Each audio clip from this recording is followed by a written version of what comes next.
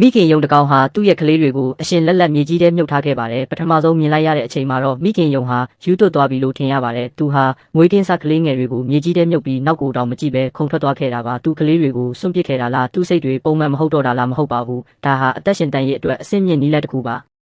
ဘာကြောင့်လဲဆိုတော့အနီးအနားမှာစားစရာရှာဖွေနေတဲ့တိမ်ငက်တကောင်ရှိနေလို့ပါအဲ့ဒီအချိန်မှာပဲမိခင်ယုံဟာလှုပ်ရှားလိုက်ပါတယ်သူဟာအယူတယောက်လိုအကာအကွယ်ထဲကနေရုတ်တရက်ထွက်လာပြီးကွင်းပြင်တစ်ခုလုံးကိုယူသွတ်စွာပြေးလွှားပြခဲ့ပါတယ်သူဟာအသက်ရှင်ဖို့အတွက်ပြေးနေတာမဟုတ်ပဲအန်နီရဲ့ကိုယ်တိုင်ရယူနေတာပါဒါဟာအကာအကွယ်မဲ့နေတဲ့သူ့ကလေးတွေကိုတိမ်ငက်နဲ့ဝေးရာကိုခေါ်ဆောင်သွားဖို့အတွက်ကိုဆွတ်လွတ်တဲ့တာဝန်တစ်ခုပါပဲ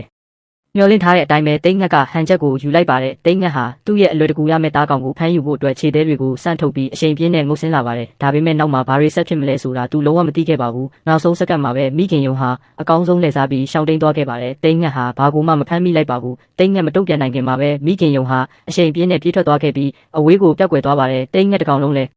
ဘာဖြစ်သွားမှန်းမသိပဲကြောင်တောင်ဖြစ်သွားခဲ့ရပါတယ်နာရီအနေငယ်အကြာမှာတော့မိခင်ယုံဟာသူ့ရဲ့တွင်းထဲကိုပြန်လာခဲ့ပါတယ်ပြီးတော့သူ့ကလေးတွေကိုညင်သာစွာပြန်တူးထုတ်လိုက်ပါတယ်ဘာမှမဖြစ်ခဲ့တယ်လို့မျိုးပဲကလေးတွေကိုနိုးတိုက်ကျွေးခဲ့ပါတယ်